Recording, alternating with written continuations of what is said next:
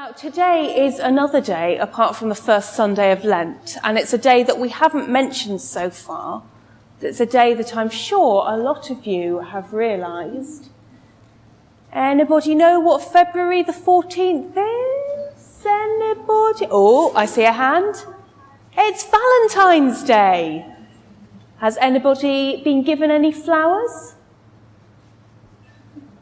Oh, we have some partners who are generous and have given flowers. Has anybody had a card? I've had a card. Some people have had cards. Brilliant. Has anybody had any chocolates? Now, chocolates might be a bit of temptation if somebody's given up chocolates for Lent.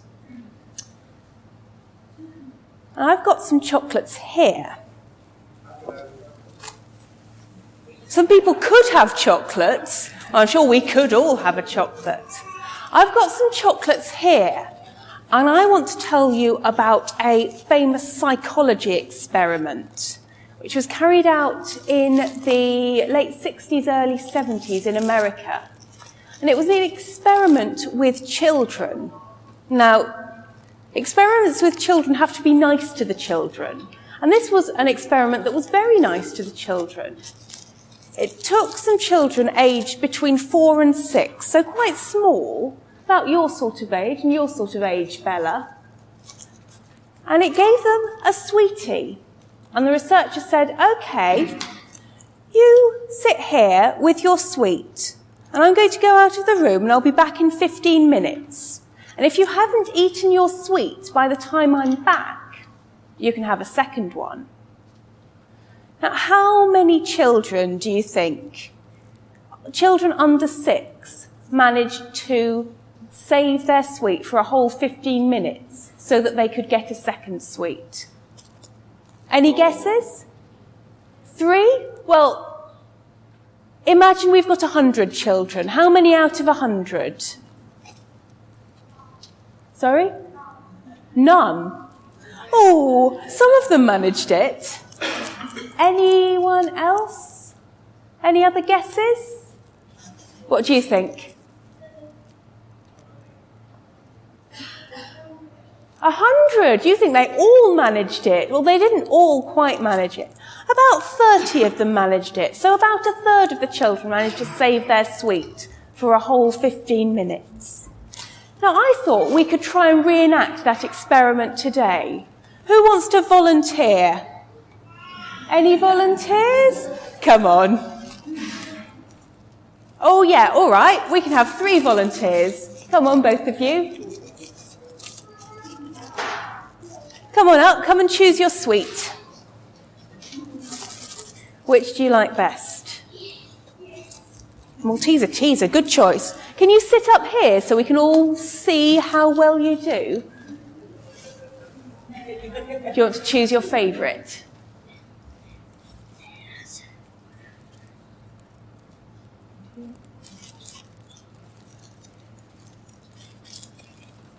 Is this all right, Mum and Dad?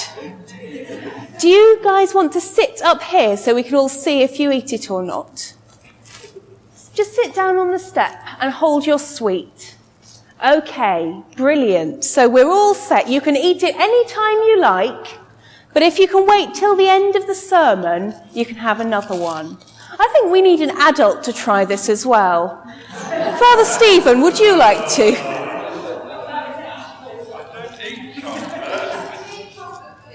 Oh, well, that's no good. OK, sit back down. We can't have you. Come on, Odette. Yes, you have to sit on the step.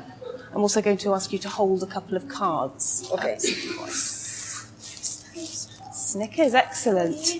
All right, sit yourself down. Right. There's the chocolates. So here we are at the beginning of Lent, a time when some of us have given things up. Who's given something up? Excellent. Lots of us have given something up. Oh, have you given up chocolate? And in our story this morning, in our gospel reading, we heard that Jesus had given some things up as well. In fact, he'd given up a lot of things. He'd gone into the desert. He'd given up somewhere nice and warm and safe to sleep. He'd given up people to talk to. He'd given up food and drink, all sorts of things.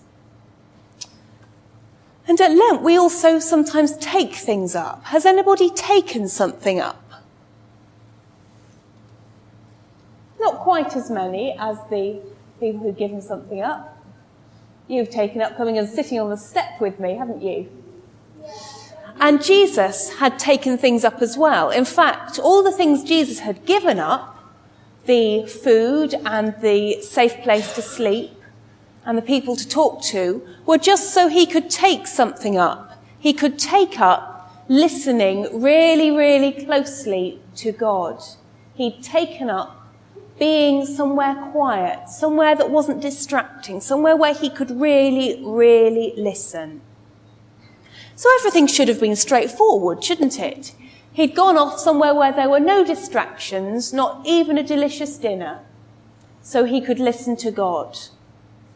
But as he sat there came a different voice instead. A voice that said, "Why are you making everything so difficult for yourself? Have something to eat." A voice that said, "This isn't the way to go about things at all." A voice that said, "Are you really sure that God loves you?"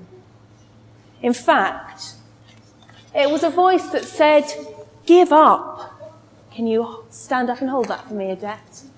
Can we all join in? Can we all say, "Give up"? Give up. Can we keep on whispering that quite quietly? Give up, give up, give up, give up. Maybe a bit louder than that, because I can't hear you. That's more like it. That's what it was like for Jesus. All the time he was trying to listen to God, he had that voice in the back of his head saying,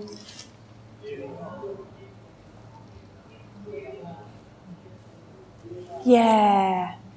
He had that voice in the back of his head, and he was faced with decisions. Did he listen to that voice? Or did he carry on listening to God, listening out for God? Maybe he wondered if he was doing the right thing. Maybe he wondered if God really did love him. But then, I still can't hear you. But then he remembered. He remembered what had happened at his baptism, which was a few weeks ago for us, but which was just before he went into the desert. And at his baptism, God had said, "You are my beloved Son. With you I am pleased." In other words, can you not read that?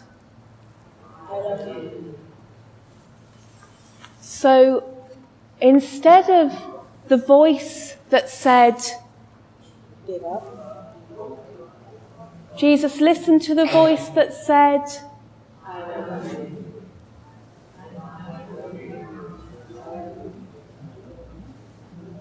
Come on! Was it really unclear what I was asking you to do there? So can you keep on repeating "I love you" just like you did with "give up"? I love you, I love you, I love you, I love you, I love you. Jesus remembered what God had said. So Jesus didn't give in to the tempting voice. And God, who loved him, came to help him. We're a bit like Jesus in Lent. You can sit down now. Don't sit on your Snickers. We're a bit like Jesus in Lent. We can listen to the voices that say, "It's not worth it. Give up." But we can also listen to the voice of God saying, "I love you." And we can listen to that voice even if we do give in. Even if we give in to temptation, God still loves us. So shall we check back with our volunteers who are trying to resist temptation? Because even if they have given in to temptation, they won't get their second chocolate, but God still loves them. How did you do? You haven't eaten it. Have another one. You haven't eaten it either. You get another one. You don't have to give it back. Well done. You're a superstar. We've got some superstars here.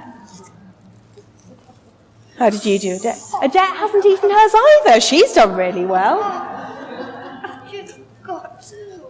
Yeah. That was the deal. All right, how have you done? Brilliant. Another one for you. Shall we give these incredible temptation resistors a round of applause? You can go and sit down now. And don't worry, there are some chocolates at the back for everybody.